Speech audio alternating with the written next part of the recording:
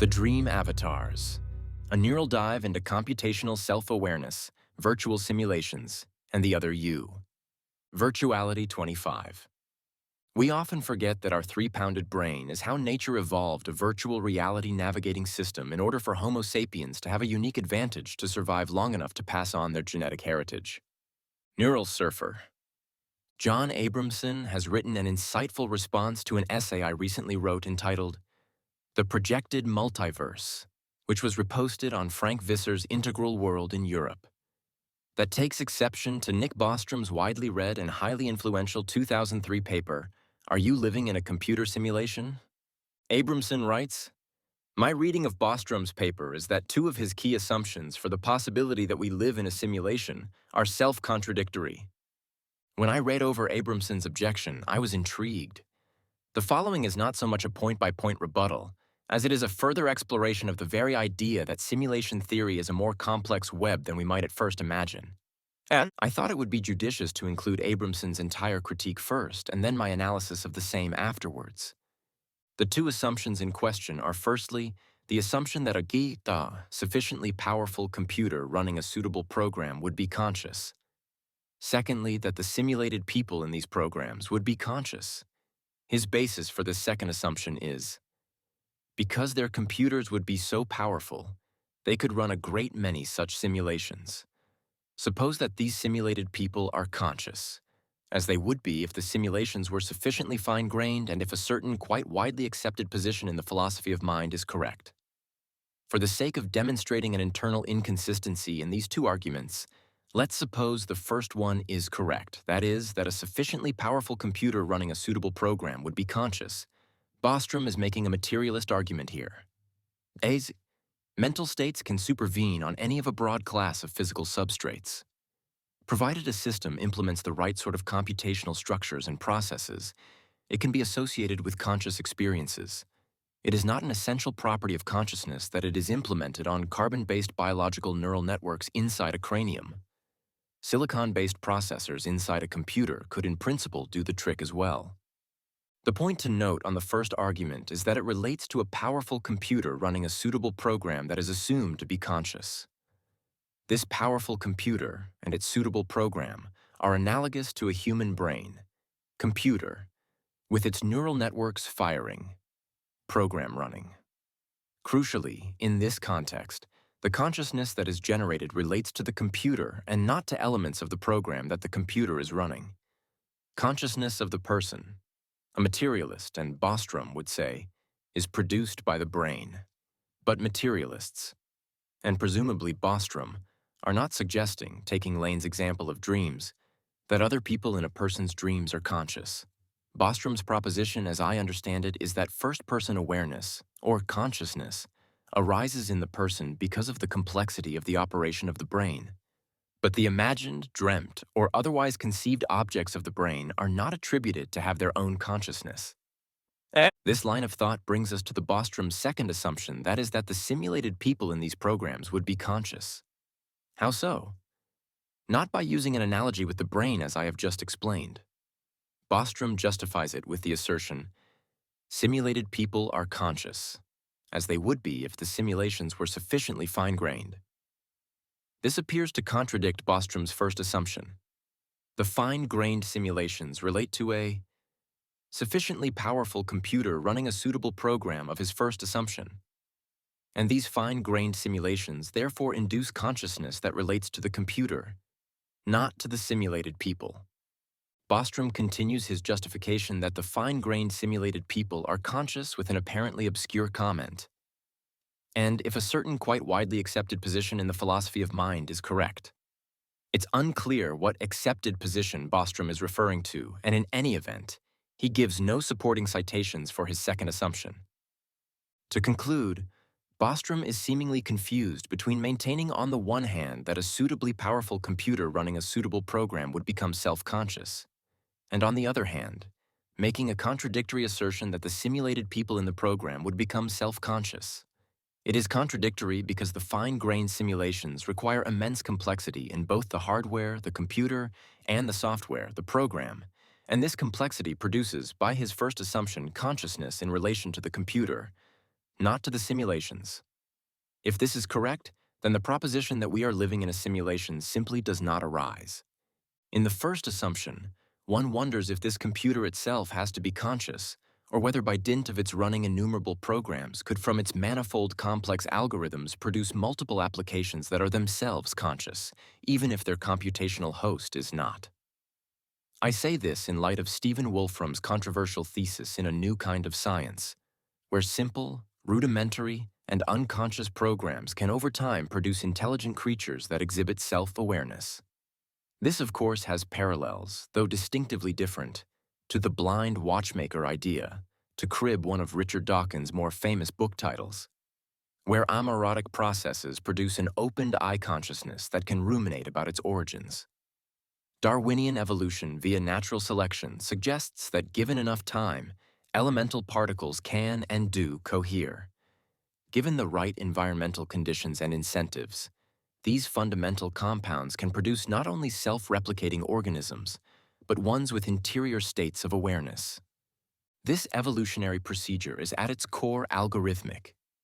As explained by the oft-used acronym Visited Variation, genetic/sexual/random, inheritance, deoxyribonucleic acid, selection, nature as a sieving mechanism, including adding a necessary ingredient, time, a prolonged period of gestation, equals, given the required input, it necessarily leads to the predicted output. Design, complex life forms will naturally arise from simpler components, giving the appearance of intelligent manufacturing, but which was the product of unconscious engineering. This, of course, presupposes a materialist understanding of consciousness, and also one that has emergent properties when given sufficient interactive complexity. Now Abramson appears to believe that Bostrom's first conjecture necessitates that a sufficiently powerful computer running a suitable program would be conscious. Fouad Khan, in his article, Confirmed We Live in a Simulation, for Scientific American, published on April 1st, 2021. Naive readers beware. Though writing with his tongue firmly implanted in his cheek, does make a good point when he writes, "We don't need the intelligence to be conscious." Brian Eggleston, via one of Stanford University's websites, elaborates. Bostrom begins his argument by making a few assumptions necessary to the probabilistic claims he makes. The first is substrate independence. This is simply the claim that if we were able to model the mind with enough detail, then we would be able to create artificial minds capable of thought in the same way that we are. Thus, I am not certain that Bostrom's original supercapable computer, SCC, necessitates that itself be conscious, since most empirically based science today doesn't believe or require that the original Big Bang be self-aware to produce minions 14 billion years later that have internal subjective states of awareness. The idea that SCC needs awareness first to create subroutines that do is not necessarily true at all, just as an extricated sperm and egg doesn't have any awareness in themselves, but can, given the right conditions and durations, manifest such. However, Abramson goes further. This powerful computer and its suitable program is analogous to a human brain. Computer, with its neural networks firing. Program running. Crucially, in this context, the consciousness that is generated relates to the computer and not to elements of the program that the computer is running. Again, I don't think the SCC requires that the consciousness it generates must relate to the computer itself, since obviously it could house internal programs that have what the outer shell does not. For instance, the Earth doesn't have to be conscious to have creatures that exhibit awareness. On the contrary, the ecosystem can be completely oblivious to what it evolves, even if those creatures that arise from the primordial ooze are conscious of certain aspects that nature isn't. This doesn't a priori preclude Lovelock's Gaia hypothesis, but simply shows that it isn't a necessary antecedent. Abramson then pivots his analysis to a most pregnant observation. Consciousness of the person, a materialist, and Bostrom would say, is produced by the brain. But materialists, and presumably Bostrom, are not suggesting, taking Lane's example of dreams, that other people in a person's dreams are conscious. Bostrom's proposition, as I understand it, is that first-person awareness, or consciousness, arises in the person because of the complexity of the operation of the brain, But the imagined, dreamt, or otherwise conceived objects of the brain are not attributed to have their own consciousness. While Abramson's observation about conscious beings in dreams that we behold is a telling one, the real problem is that his analogy of a computer and a brain breaks down when we accept the possibility that a super-capable computer doesn't have to be conscious to produce applications within itself that are. Therefore, there could indeed be a multiplicity of conscious agents within a SCC, despite that the SCC is itself completely unaware of what it generates. Via Wolfram, via Darwin, via Turing, via Shannon, via Bostrom, Abramson does touch upon the real underlying conundrum here, and it is directly related to the very sticky philosophical problem of other minds. As Abramson elucidates, Bostrom continues his justification that the fine-grained simulated people are conscious with an apparently obscure comment. And if a certain quite widely accepted position in the philosophy of mind is correct, it's unclear what accepted position Bostrom is referring to, and in any event, he gives no supporting citations for his second assumption. I suspect that what Bostrom is indicating by writing about a widely accepted position in the philosophy of mind is that consciousness is ultimately informational and thus is substrate neutral. This means that any sufficiently complex system, given the right interacting coordinates, could in principle produce what we pride ourselves having: subjective states of awareness. As Eggleston explains, Bostrom then goes on to assert that it would be theoretically possible to create a machine with enough computing power to simulate both the human mind and the universe in sufficient detail to create a simulation that would be indistinguishable from our universe by the population of the simulation. This is based on projections of the advancement of current technology, as well as on current theoretical designs of possible computing machines.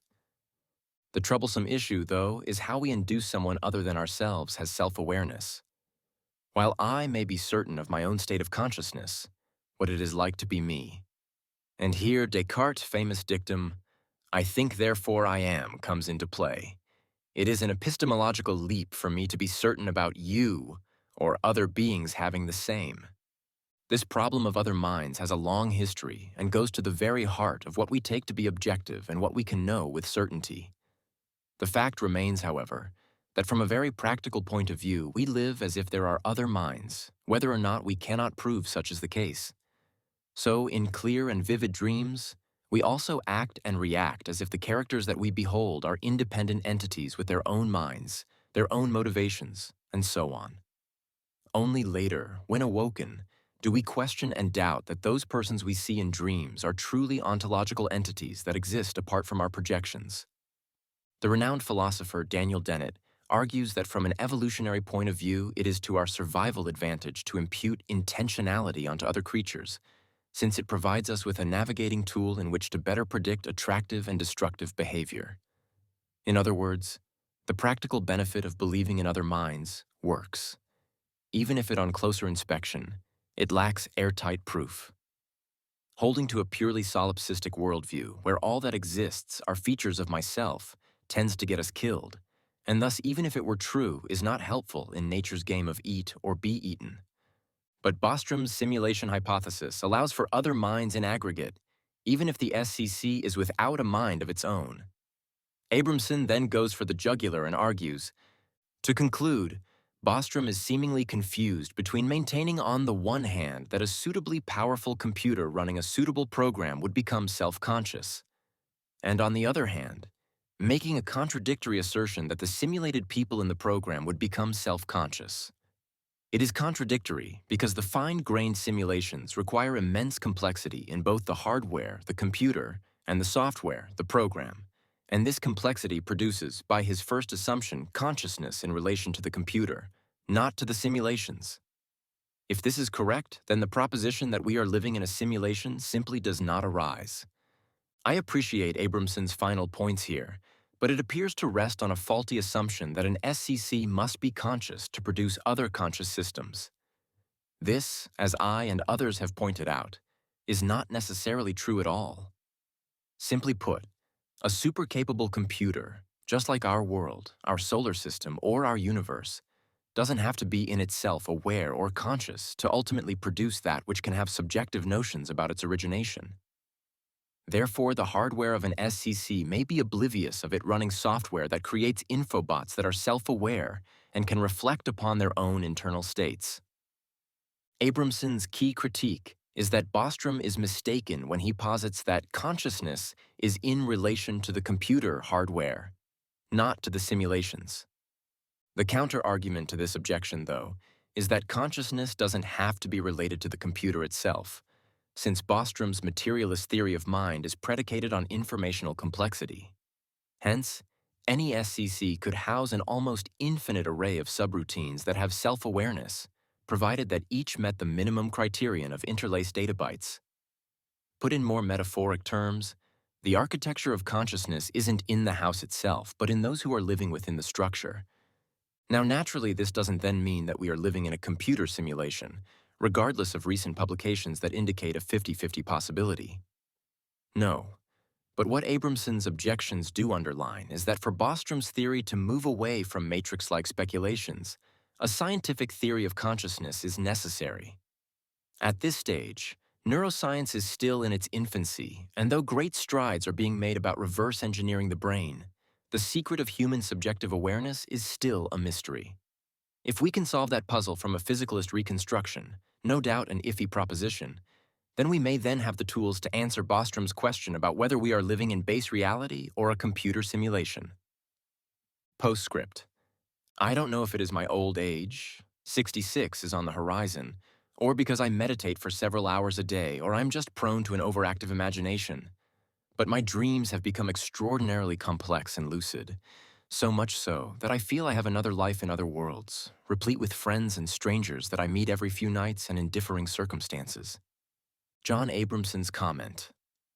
But the imagined, dreamt, or otherwise conceived objects of the brain are not attributed to have their own consciousness, got me to thinking about the theory of other minds, and about whether dream avatars have their own subjective states, as fantastical as that may sound at first.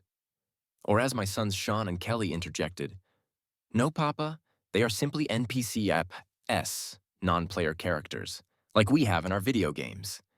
They are not conscious. They are simply algorithmic avatars placed there to help propel the game. Having recently seen the movie Free Guy, starring Ryan Reynolds, where an NPC awakens from his unconscious role-playing, it made me wonder about dream avatars and how and why they act so believably in my dreams, particularly if they are just projections of my unconscious. Each of us gets mesmerized by a unique population that inhabits our dreamscapes, and to the degree that we don't question their autonomy is correlative to how seriously we interact with them. What I've always found surprising is how our brains can conjure up so many unique narratives each night.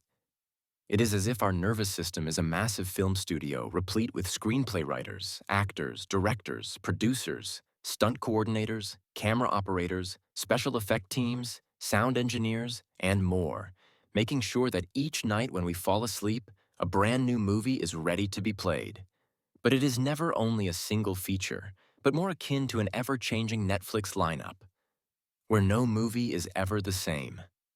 In the waking state, we regard dream avatars as nothing more than vaporous imaginings that are NPCs without any life of their own, since the whole theater of the mind has only one truly alive and sentient creature, namely ourselves.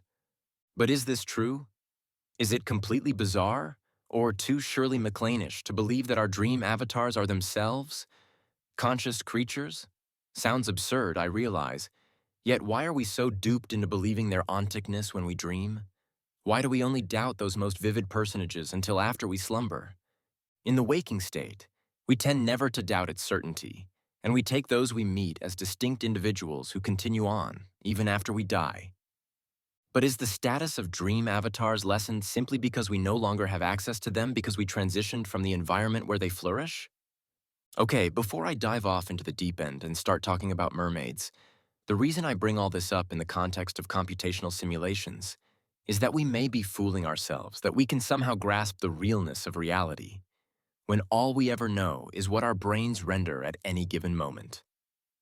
And this central nervous system is a trickster par excellence, only feeding us the tidbits we need to live long enough to pass on our ancestral inheritance. The game of life on terra firma is forever tilted in a directional goal of survival, not tilted towards a final realization of what is true. What would happen if we conferred sentience and autonomy to our dream avatars? What would change if we took our nocturnal sojourns as seriously as we do our waking state? Could we live in multiple realities and enrich our unconscious psychic outpourings so that each night we prepared our alternative selves for ever new journeys? Aren't we already living in a simulation? By how our brains interpret incoming data streams, whether internal or external. The brain itself is a biosimulator that already has preloaded algorithms that stream endlessly to entice us to believe in their reality. Waking or dreaming or concocting, all part of a continuum in consciousness that virtually simulates possibilities and probabilities, so that the host organism can produce ever-adapting models with which to better predict a future it has yet to experience. In the final analysis, we give preference to our waking avatars, believing them to be anything but. But in so doing, we may be missing out on a rare opportunity of truly understanding and appreciating what our dreamscapes can offer us. Perhaps the next time we meet our friends and companions on the other side at night, we consider taking them to be as real as anything we have ever encountered here in this world. I will make a prediction. It will open a whole new universe of untold adventures. As Jean Baudrillard prophesizes in his book, The Perfect Crime. So the world then is a radical illusion. That is, at least, one hypothesis. At all events, it is an unbearable one. And to keep it at bay, we have to realize the world, give it force of reality, make it exist and signify at all costs. Take from it its secret, arbitrary, accidental character, rid it of appearances and extract its meaning, divert it from all predestination and restore it to its end and its maximum efficacy, wrest it from its form to deliver it up to its formula. This gigantic enterprise of disillusionment, of literally putting the illusion of the world to death, to leave an absolutely real world in its stead, is what is properly meant by simulation.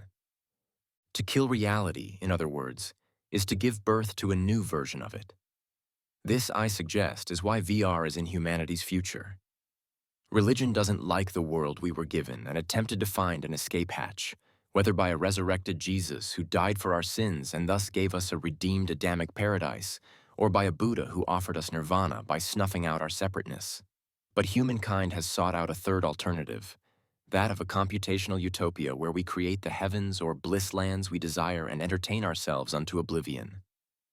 The simulation hypothesis, like the 1999 movie, The Matrix, is an apocalyptic warning. Blue pills?